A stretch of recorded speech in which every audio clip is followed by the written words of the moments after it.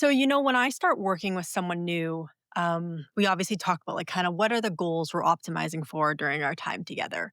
And a common word that usually comes up is fulfillment.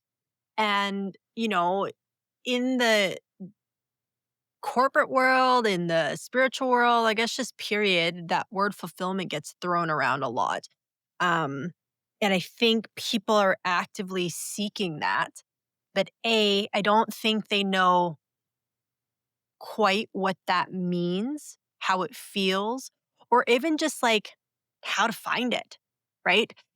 And so I wanted to talk about that today because I think the biggest misconception out there is that if you do something you love, you're always going to have fulfillment. Welcome back to another episode of the Higher Alignment Podcast, where high performers come to grow without stress, shame, or burning out. I'm Mintu Lam, and I'm here to help you work smarter, live fuller, and feel like yourself again. If you're tired of running on empty, book your complimentary assessment call at higheralignmentconsulting.com/program, and let's figure out what's draining your energy and what you can do to start feeling happy and peaceful once again. You can find the link in the show notes. Now let's get into the episode. Now, do I believe that to an extent? Yes. However, I do think that what we quote unquote love can change over time. And I also think we get that initial feeling of fulfillment conf- and love. Like we get them confused or we don't quite understand what they are. Because, for instance, let's say when you start a new career, okay, like if I go back to my time at my old industry, like in the beginning, you will often feel fulfillment towards things. Why? Because you're accomplishing something, right? Now, if we think about that word accomplishment, where does that usually come from? Well, again, if I use my original, like my last career as an example, um, I never really loved the industry. I didn't even know the industry was like, it never even crossed my mind that I was going to go into it. I was in the automotive world. Never on my thought path as like something I would do. Didn't even think of it as an option for me. I just kind of fell into it from knowing someone. And so, first off, there was nothing there, quote unquote, that I loved about it, right? However, did I find fulfillment from it in the beginning or what I thought was fulfillment? Yes, because I was accomplishing things, right? So if you think about every time you close a sale or acquire a new client or get a big project underway, like anytime you do that, there's a sense of accomplishment, right? And so then when we accomplish something, we give ourselves a pat on the back. We maybe get a pat on the back from our superiors or from our team. Um, the pat on the back may come in the form of a financial gain. Like there's lots of quote unquote external metrics that kind of give us this pat on the back and allow us to feel accomplished, right? And so then that accomplished feeling, we believe, is followed by fulfillment. However, if you think about what that accomplished feeling is, it really, underneath the surface, I always go back to the root cause, just ties back to connection and approval and love and validation, right? Like if you guys have been listening to me for a while, everything comes back to the root. Everything comes back to the survival strategies and the program we saw when we were growing up.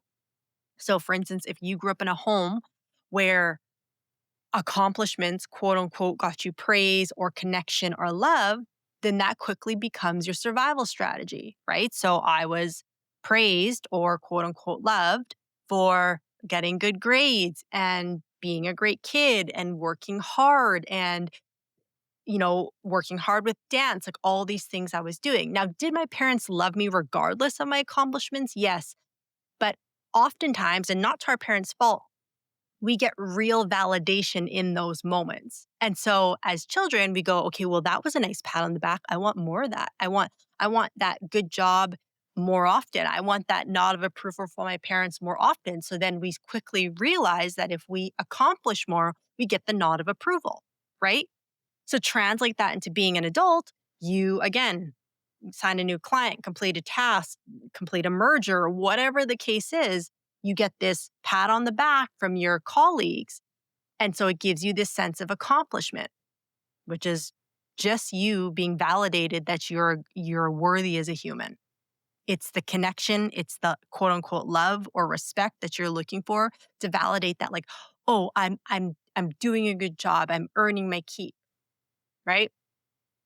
So then we get that simultaneously in the beginning where we think that's now fulfillment. That praise is fulfillment. And this is where I think people get it wrong because fulfillment has to come from within, right? Like true fulfillment comes from being in alignment. I honestly don't think you are able to genuinely experience fulfillment unless you're in alignment with yourself, unless you are connected with the true you. And this is what I often see with my clients. They'll say like, well, I feel really fulfilled when I accomplish something or when I help people or when when I get something over the line. And that's great. There's nothing wrong with that. But that's still tied to some type of external validation, right? Where if fulfillment's coming from within and it's coming from a source of like, this genuinely just like feels good in my soul. This genuinely is just something that I actually enjoy doing and that nourishes me and that um, I do because it actually keeps me in touch and in tune with the real version of me, my true soul, my true heart. That's how you get real fulfillment. I spoke at an event last week, and in my keynote I talked about how you will never get the fulfillment you're looking for if it's coming at the expense of your overall health and well-being. And so many people came up and talked to me about that exact line after. And so I wanted to dive into that deeper because if you're a high performer, 9 times or 90% chance that the way you've gotten to your position, your title, just the way you've achieved what you have in life is because you probably sacrificed yourself along the way, right? And first off, I want to start to say that, like, I don't think there's anything wrong with that to an extent, right? I, at this event, talked to lots of kids in their 20s, which was really interesting. There was professionals in their 30s. There was C-suite people in their 40s. Like, it was a pretty wide range of people in this audience. And so I thought my message honestly was probably going to land with more of the 30, 40 plus crowd, but I had a lot of college students coming to talk to me too, which was really cool.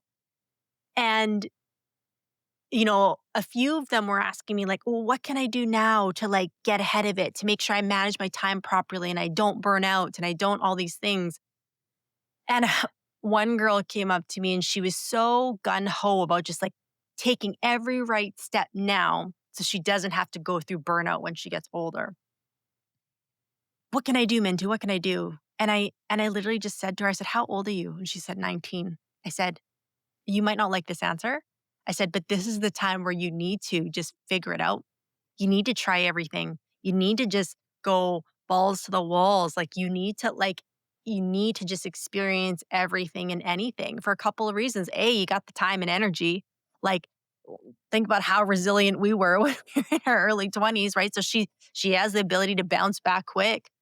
And then the second thing I told her is the reality is you might not know exactly what you want yet, right? Like you're fresh out the womb, you're just stepping into the world. So to know what really is in alignment with you is probably going to take a little bit of searching. So I actually don't think it's a bad idea to just put your head down and hustle at the beginning. Like you need to do that because you just need to see how the machine works, right? Like if your body's a car, like what does this thing drive like, right?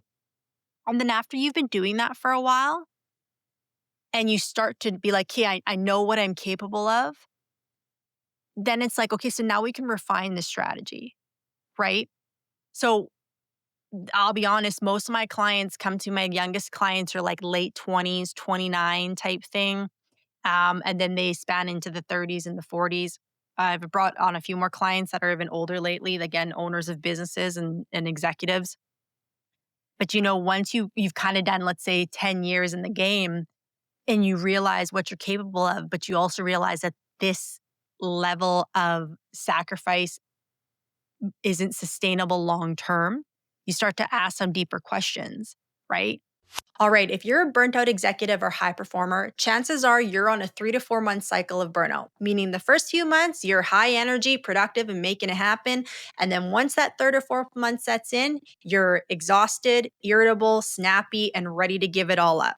Now, there are two main reasons you get stuck in this cycle that no one talks about when it comes to stress management information out there. So I've put this together in a short video called The Real Reason You're Burnt Out. I put it in the show note links. So take the 12 minutes to watch this video and let this be the first step to you getting off this hamster wheel of burnout. All right, guys, back to the episode. Are there trade offs to building a great career and life and all these things? Yes. But you have to ask yourself, what is the cost of those trade offs? Right. And so when I go back to saying that the fulfillment that you're looking for will never come if it keeps coming at the expense of your own well being, what I mean is every time you ignore your needs or you betray your true values or you abandon yourself for the sake of productivity or success, all that does is it creates a wedge within you. And it creates this level of disconnect, which is the root cause of burnout. You guys have heard me say this before, right? Burnout doesn't just happen because you have too much on your plate. Burnout happens because you become so disconnected from the real version of you and the version of you that's wearing this mask that now there's space for anxiety and overthinking and perfection and control and all these things to seep in. And you feel like that's the only way you can live your life and be successful, right?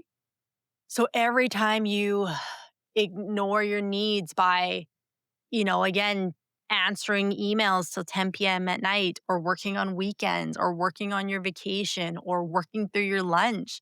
Like every time you do this, what you're essentially telling your body is like, I don't care if you're tired or hungry. We're just going to keep working anyways. Right. And so on one level, you think, well, I'm just doing what it takes to be productive, right? To make things happen. But on a very deep subconscious level, what you're reinforcing to yourself is I'm actually not worth food.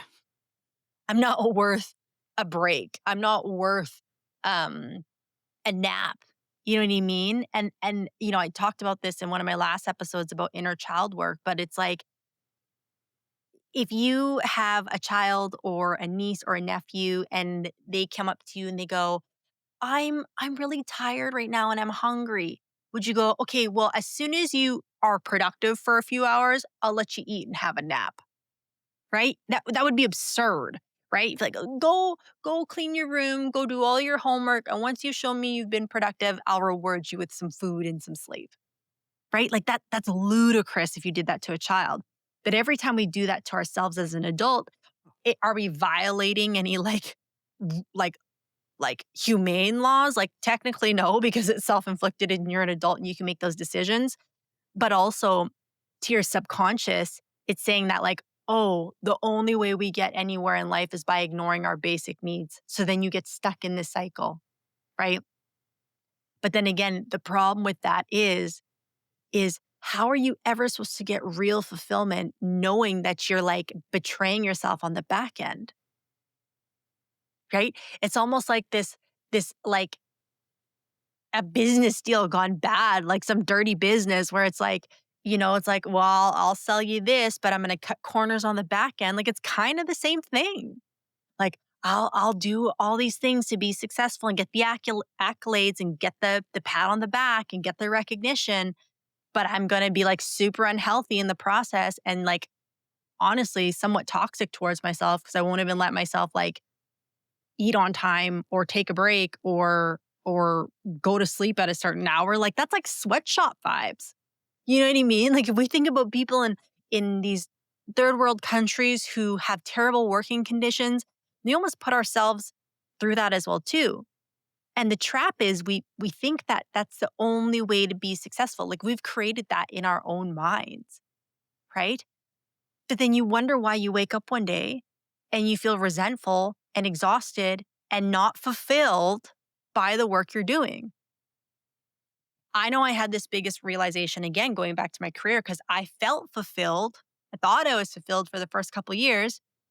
And then let's call it year 5, I start waking up going, is this it? Is like, what is going on? Like, I did everything everyone's supposed to. The paycheck has gotten better. The title has gotten better. The cars have gotten better. So why do I actually feel worse than I did when I first started? And it's for that exact reason, is because through those 5 years, I was constantly ignoring my basic well-being and needs. I was so convinced that I just had to constantly prove and perform and please. But then again, when these things, the productivity and quote unquote success come at the sacrifice of your own well-being, it's like, well, then of course you're going to wake up one day and resent it all, right? It's like being in a relationship with someone again, whether it's a kid or a partner, where it's like you never let them eat dinner with you. You never ask them how they are. You never let them get to bed on time. And then you expect them to be happy with you. It's the same thing we're doing to ourselves, right? But then again, that the craziness is it's so self-inflicted that we start to buy our own stories about why this is the only way we can build success. I remember I've told this story in another episode. Like, I had a partner who did equivalent things with me, or equivalent. We did the same level of job. When I was there, I was him. When he was there, he was me. We were interchangeable. And I remember one day I had a client coming in after my shift, so he was going to take care of it for me, and I decided to stay late. And my boss had popped his head into his office. He's like, "Oh, you're staying late?" And I was like, "Oh, yeah, such and such is coming, and I just want to make sure everything's done right." And he's like, "Well, why don't you get Bob to take care of it? He can do it for you." I was like, "Oh, no, no, no, it's okay. Like, I'll just stay. Don't worry." And he's like, "All right, well, it's up to you." And what I realized was like, my boss wasn't expecting me to stay late to do a good job. He has a counterpart for me that is here to relieve the work. I wanted to do it because I wanted to be in control and I wanted to be quote unquote perfect and I wanted to do everything my way, right? So then I was the one who was violating my boundaries, not my boss or the work environment. It was me. And again, like, I would say 8 times out of 10, it's typically our own doing. So if you're in this cycle or this place right now where you're like, man, I've done everything right, and I don't know why I don't feel fulfilled. And then again, you're thinking worst case scenario, I got to quit jobs. I got to move. I got to do all these things. And you're just trying to figure it out, or you're trying to tell yourself, but I should feel grateful. Like, this is a good gig. I have it good. Why I should feel grateful. And you're sitting here trying to convince yourself. It, I'm here to tell you that it has nothing to do. I shouldn't say nothing. It can be a small part to do with what you're actually doing for work, but the bigger part of it is how you are relating to yourself and how you're relating to productivity and how you're relating to stress. And it's that relationship that's causing this inner turmoil and this lack of fulfillment and this lack of drive and this lack of motivation and energy. Because I could throw someone else into that role probably, and they might come in bright-eyed and bushy-tailed, and you're no different than them. In fact, you're probably more capable than them. So what's the difference? Again, it's been what have we been chasing in the process to get here? What has been the strategy that we've used to quote unquote find fulfillment just to be left high and dry? So what I'm posing to you today is that if you're in this search for fulfillment right now, don't start by looking for it in like what it is that you need to do. That's part of it. But the other part of it is in how you're relating to yourself, right? Because I've seen it many times where people quit their job and they go into another different industry. And yeah, they might have a good run. Maybe they are a good 4, 5, 10 years. But if they don't fix those behavioral patterns, they end up in the exact same place. Like, I've told myself multiple times that if I don't manage my stress properly building this business, especially my coaching business, my burnout business, I will end up in the same place as I did in my last career. And I'm the one preaching about burnout, right? But I have to be very strategic and very intentional to not let my high performer tendencies take over. Not saying that I don't want this business to be successful. Of course I do. And I'm very proud of what I've accomplished so far and the people I've helped. But I don't let it come at the expense of my needs like it used to. And because of that, that means I have a chance of a really sustainable long-term business and career, because I don't need to think about retirement if I really love what I do, right? Now, going back to that original thing of like, does fulfillment come from loving what you do? Like, yeah, I think there's an element of it. Like, I love helping people and coaching people through behavioral things, and I didn't love cars. Like, don't get me wrong, I worked with some really beautiful cars. I worked with Mercedes, so like it was a treat for sure.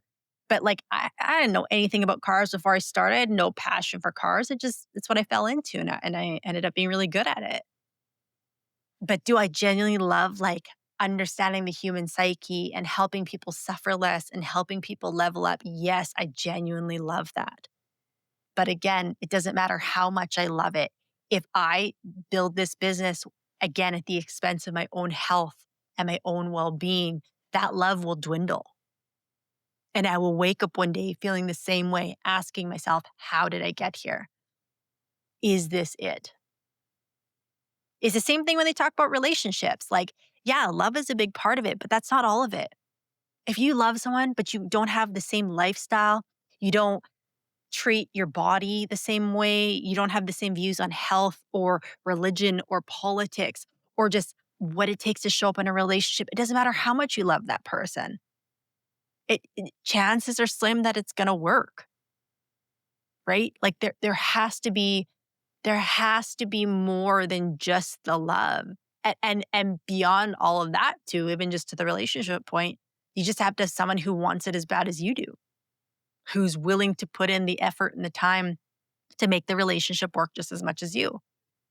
And I'll be honest, when we're talking about a career, like it's typically one-sided, right? Whether you're running your own business or you're employed by someone, the reality is they might want to keep you on as an employee.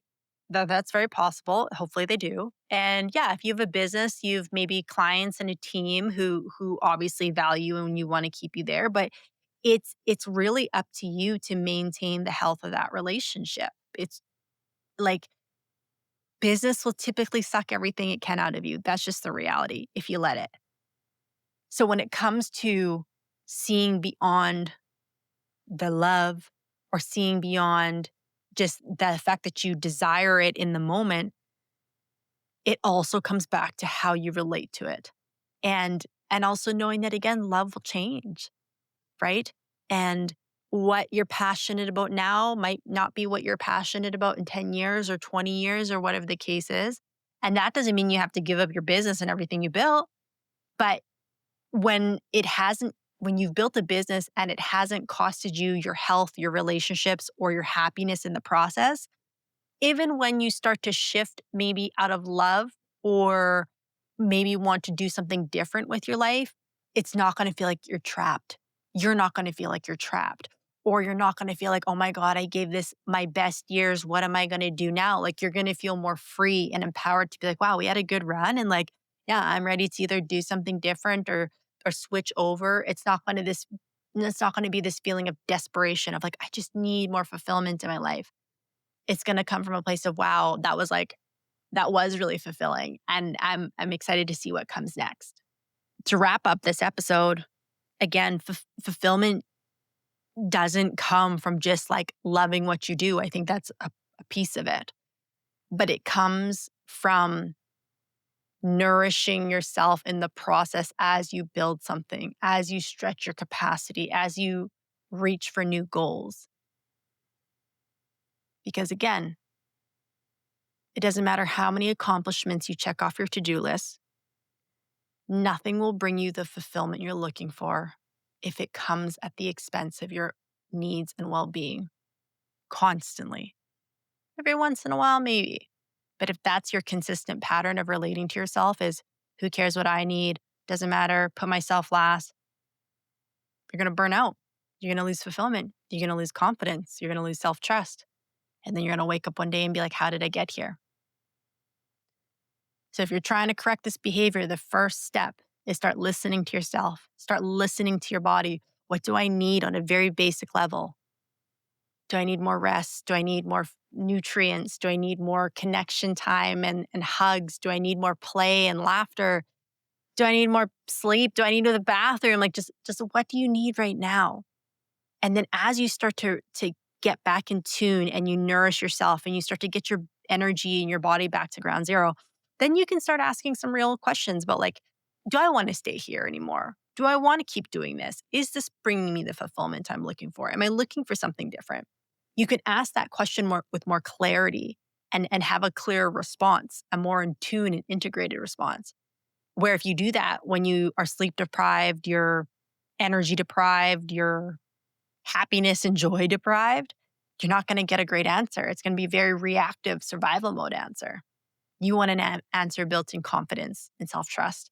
And the only way to do that is to show up for yourself in the process. Thanks for tuning into another episode of the Higher Alignment Podcast. If you got something out of this episode, I would ask that you please go subscribe and leave the podcast a 5-star review so that it can help find its way to other people who are having a hard time and need support.